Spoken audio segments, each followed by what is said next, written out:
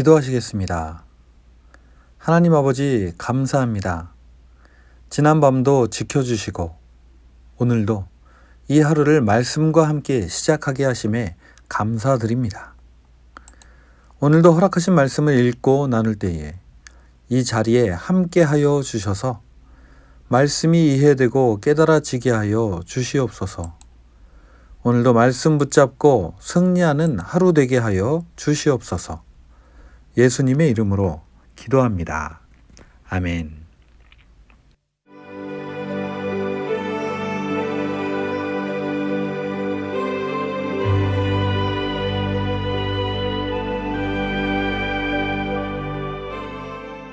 제24장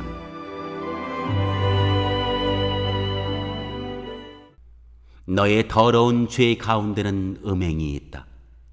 음행으로 더러워진 너의 몸을 내가 깨끗하게 하려 하였으나 네가 너 자신의 더러움에서 깨끗하게 되려고 하지 않았으니 내가 너에게 분노를 다 쏟을 때까지는 네가 다시 깨끗하게 되지 못할 것이다.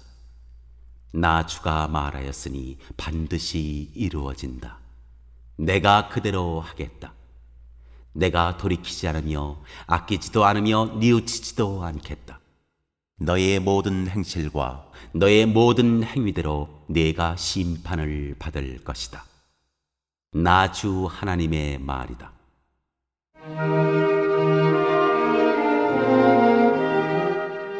에스겔의 아내가 죽다.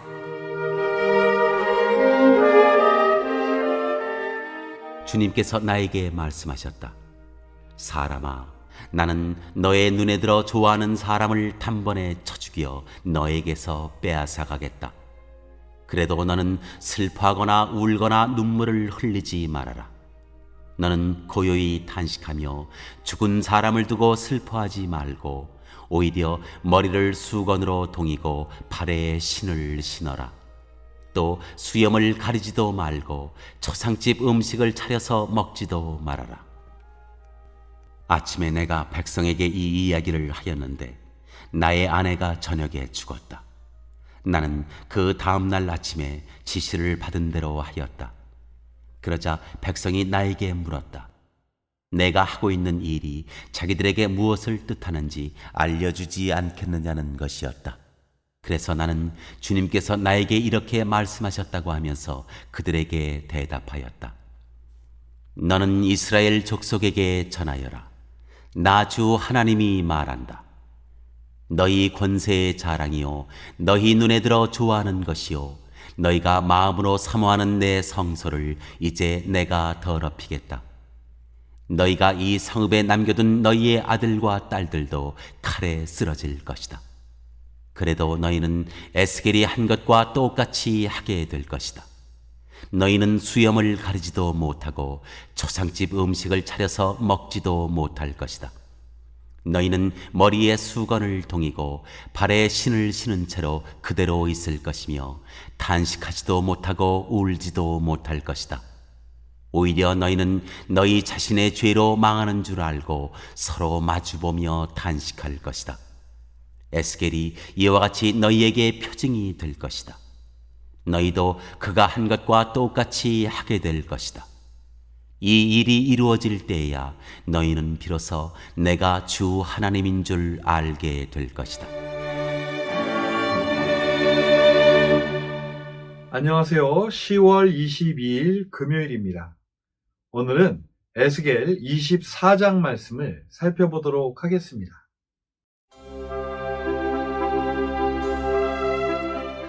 오늘 우리가 살펴볼 에스겔 24장은 남유다의 수도 예루살렘이 바벨로니아의 군대에 의해 포위를 당하기 시작하는 날에 하나님이 주신 말씀입니다. 예루살렘으로부터 멀리 떨어져 있는 바벨로니아에 포로로 잡혀와 있는 에스겔은 예루살렘이 어떻게 되었는지 알기 힘듭니다. 하지만 하나님은 예루살렘이 포위되기 시작된 바로 그날 마치 에스겔이 예루살렘에 있는 것처럼 앞으로의 예루살렘에서 벌어질 일을 가마솥의 비유를 들어 생생하게 말씀해 주십니다. 때는 유다 왕 여호야긴이 바벨로니아의 포로로 잡혀간 지 9년 10째 달 10일이 된 날이었습니다. 이것을 연대기로 보면 주전 589년 12월 17일이라고도 하는 사람이 있고 588년 1월이라고 보는 사람도 있습니다. 아무튼 이날은 여호야긴이 포로로 잡혀간 지 9년 10째 달 10일이 된 날이었습니다. 하나님은 바벨로니아의 포로지에 있는 에스겔에게 나타나셔서 바벨로니아 왕이 바로 오늘 예루살렘을 치기 시작하였다고 말씀하십니다. 하나님은 예루살렘을 가마솥에 비유하시고 그 안에 사람들을 고기라고 비유하시면서 앞으로 예루살렘이 어떻게 될지를 예언하고 계십니다. 3절과 5절에 보시면 가마솥을 마련하여 걸고 물을 부으라고 하십니다. 고기들을 넣고 가마솥 안에 뼈까지 무르도록 삶으라고 말씀하십니다. 이것은 예루살렘이 바빌로니아의 군대에 의해 포위가 되어 오랜 시간 고립될 것을 예언하시는 것입니다. 하나님은 예루살렘을 속이 시뻘건 녹을 한 번도 씻지 않은 녹슨 가마솥이라고 비유하시면서 그들에게 화가 미칠 것이라고 하십니다. 여기서 시뻘건 속이란 죄 없는 사람을 죽이고 그들의 피를 씻지 않은 예루살렘을 비유하시는 것입니다. 7절에 보면 하나님은 이렇게 말씀하십니다. 죄 없는 사람을 죽인 피가 그 성읍 한가운데 그대로 남아있다. 하나님은 그들의 피가 흙으로 덮이지도 못하였다고 하며 안타까워하십니다. 그들의 피가 흙 위에 쏟아지지 않고 맨 바위 위에 쏟아졌기 때문이라고 하십니다. 피란 우리가 잘 아시듯이 생명을 의미합니다. 하나님은 그들의 피가 흙에 덮이지 못하게 하시고 그들의 보복을 하시기 위해 바위 위에 쏟아지게 하셨다고 하십니다. 하나님은 9절에 그 분노의 마음을 이렇게 말씀하십니다. 그러므로 나 주 하나님이 말한다. 죄 없는 사람을 죽인 살인자의 성읍아, 너에게 화가 미칠 것이다. 내가 장작 더미를 높이 쌓아 놓겠다. 하나님은 어떻게든 억울한 이들의 죽음을 깨끗하게 씻고 싶으셨습니다. 그래서 나무를 많이 쌓고 국물을 바짝 졸이고 뼈까지 태워 버리라고 하십니다. 그리고 가마솥까지 바짝 태워서 녹을 없애라고 하십니다. 하지만 안타깝게도 그 녹은 없어지지 않습니다. 12절을 보시겠습니다. 이 성읍이 온갖 고생으로 지쳤으나 그 많은 녹이 가마솥에서 없어지지 않으니 불로 아무리 달구어도 녹이 없어지지 않는다. 그런데 왜 이렇게 가마솥을 아무리 태워도 그 녹이 사라지지 않는 것일까요? 하나님은 그 이유를 13절에 이렇게 말씀하십니다. 너의 더러운 죄 가운데는 음행이 있다. 음행으로 더러워진 너의 몸을 내가 깨끗하게 하려 하였으나 내가 너 자신의 더러움에서 깨끗하게 되려고 하지 않았으니 내가 너에게 분노를 다 쏟을 때까지는 내가 다시 깨끗하게 되지 못할 것이다. 그렇습니다. 하나님은 어떻게든 그들의 죄를 깨끗하게 씻어주시려 하셨지만 그들은 스스로 더러움에서 깨끗하게 되려고 하지 않았던 것입니다. 결국 하나님은 그들에게 분노를 다 쏟을 때까지 다시는 깨끗하게 되지 못할 것이라고 선언하십니다. 14절에서는 그들의 모든 행실과 그 모든 행위대로 심판을 받게 될 것이라고 말씀하십니다. 하나님은 예루살렘이 바벨로니아의 군대에게 포위되어 가마솥의 고기들과 가마솥이 바짝 타버리는 것처럼 다 태워질 것이라는 비유를 주신 후에 또 다른 말씀을 하십니다. 16절입니다. 사람아, 나는 너의 눈에 들어 좋아하는 사람을 단번에 쳐 죽여 너에게서 빼앗아 가겠다. 그래도 너는 슬퍼하거나 울거나 눈물을 흘리지 말아라. 이것은 도대체 무슨 말일까요? 하나님은 이어서 17절에 말씀하시기를 에스겔이 좋아하는 사람을 잃게 되어도 그 사람을 위해 아무것도 초상도 치르지 말라고 말씀을 하십니다. 그런데 이게 무슨 일입니까? 에스겔이 가마솥 비유를 포로지에서 백성에게 이야기를 하고 있는 바로 그날 저녁에 에스겔의 아내가 죽고 맙니다. 에스겔은 그녀를 위해 슬퍼하지도 눈물을 흘리지도 못합니다. 그러자 이런 에스겔이 너무나도 이상하게 여겨져 백성들은 묻습니다. 19절입니다. 그러자 백성이 나에게 물었다. 내가 하고 있는 일이 자기들에게 무엇을 뜻하는지 알려주지 않겠느냐는 것이었다. 그러자 에스겔은 하나님께서 이렇게 말씀하셨다고 전합니다. 21절입니다. 너는 이스라엘 족속에게 전하여라. 나 주 하나님이 말한다. 너희 권세의 자랑이요 너희 눈에 들어 좋아하는 것이요 너희가 마음으로 사모하는 내 성소를 이제 내가 더럽히겠다. 너희가 이 성읍에 남겨둔 너희의 아들과 딸들도 칼에 쓰러질 것이다. 그렇습니다. 하나님은 그들이 그렇게도 사랑하던 성소가 파괴되었어도 에스겔처럼 슬퍼하지도 탄식하지도 못하게 될 것이라고 예언하시는 것이었습니다. 22절과 23절을 보시겠습니다. 그래도 너희는 에스겔이 한 것과 똑같이 하게 될 것이다. 너희는 수염을 가리지도 못하고 초상집 음식을 차려서 먹지도 못할 것이다. 너희는 머리에 수건을 동이고 발에 신을 신은 채로 그대로 있을 것이며 탄식하지도 못하고 울지도 못할 것이다. 오히려 너희는 너희 자신의 죄로 망하는 줄 알고 서로 마주보며 탄식할 것이다. 그렇습니다. 그들은 바벨로니아의 포로로 잡혀와 있습니다. 성소가 바벨로니아의 군사들에 의해 파괴되어 버릴 때에 그들은 에스겔처럼 탄식도 하지 못하게 될 것입니다. 울지도 못할 것입니다. 그랬다가는 바벨로니아에 있는 병사들에 의해 아마도 떼죽음을 당할 수도 있게 될 것이기 때문입니다.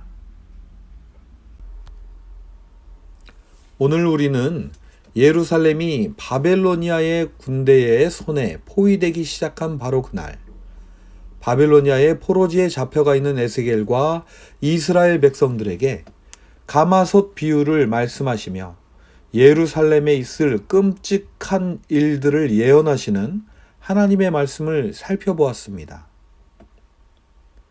포로지에 있던 백성들은 아마도 자신들은 포로로 잡혀와 있지만 예루살렘이 버텨주기를 바랬을 것입니다. 예루살렘이 다시 일어나 바벨로니아 군대를 물리치고 다시 일어나기를 바랬을 것입니다. 하지만 하나님은 절대로 그럴 일은 없을 것이라며 에스겔의 아내의 죽음을 비유로 하여 그들에게 경고하십니다. 누구나 조국이 잘 되기를 바랍니다.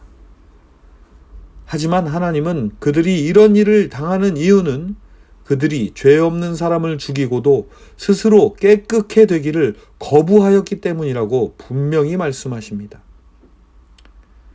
하나님의 심판은 이와 같이 하나님께서 주시는 기회를 잡지 않는 자들에게 임하는 것임을 오늘 우리는 에스겔 24장의 말씀을 통해 다시 한번 분명히 보게 됩니다.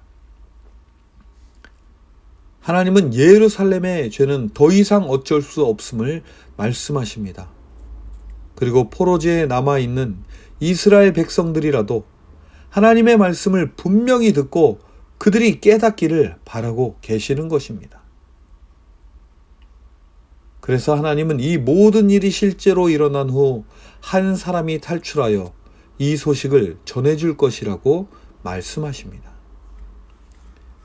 바로 그때 그 소식을 듣고 나서야 에스겔은 입이 열리게 될 것이라고 말씀하시며 그때가 되면 비로소 예루살렘이 하나님의 말씀대로 심판을 받았다는 것을 알게 될 것이고 하나님께서 그들의 주라는 것을 알게 될 것이라고 말씀하십니다. 저는 오늘 말씀을 살펴보며 두 가지가 마음에 와 닿았습니다. 그것은 바로 13절 말씀처럼 스스로 깨끗해 되려 하지 않는다면 하나님이 아무리 하셔도 깨끗해 될 수 없다는 것과 27절의 말씀처럼 사람들은 하나님의 말씀대로 이루어지는 것을 보아야만 하나님을 믿게 된다는 것입니다. 이 예언이 있고 난 후 예루살렘은 주전 586년까지 약 3년 동안 바벨로니아 군대에 포위되어 말로 다 할 수 없는 끔찍한 일을 당합니다. 포로지에서 이 소식을 전해 듣는 이스라엘 백성들의 심정은 과연 어땠을까요? 하나님은 지금도 우리들이 다시는 이런 일들을 당하지 않기를 바라고 계십니다. 역사의 반복이 다시는 일어나지 않기를 바라고 계십니다. 먼 곳에서 조국을 바라보는 심정을 오늘 우리들은 너무나도 공감하고 있을지 모릅니다. 다만 간절히 바라기는 우리의 조국이 스스로 깨끗해지기를 포기하지 않기를 바랍니다. 그리고 비록 먼 곳에 있지만 이곳에서도 조국을 위해 그리고 우리가 살고 있는 이 땅이 하나님께서 원하시는 깨끗한 곳이 되기를 기도합니다.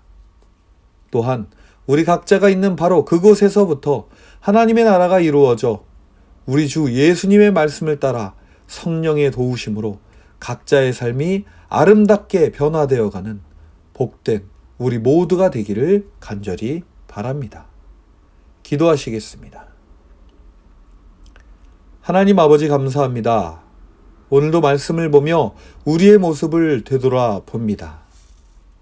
하나님은 스스로 깨끗해 되기를 원하는 자들을 돌보시며 정케하십니다. 또한 지금 이 순간도 세상을 다스리시며 하나님을 찾는 백성들을 살피고 계심을 압니다. 오늘도 하나님을 찾아 말씀을 듣고 날마다 기도하는 하나님의 백성들을 깨끗게 하여 주시옵시고 하나님의 주권을 인정하며 그 안에서 하나님의 나라를 이루어가는 우리 모두가 되게 하여 주시옵소서. 오늘도 그 이름을 믿는 자들을 하나님의 자녀로 살아갈 수 있도록 인도하시는 우리 주 예수님의 이름으로 기도합니다. 아멘.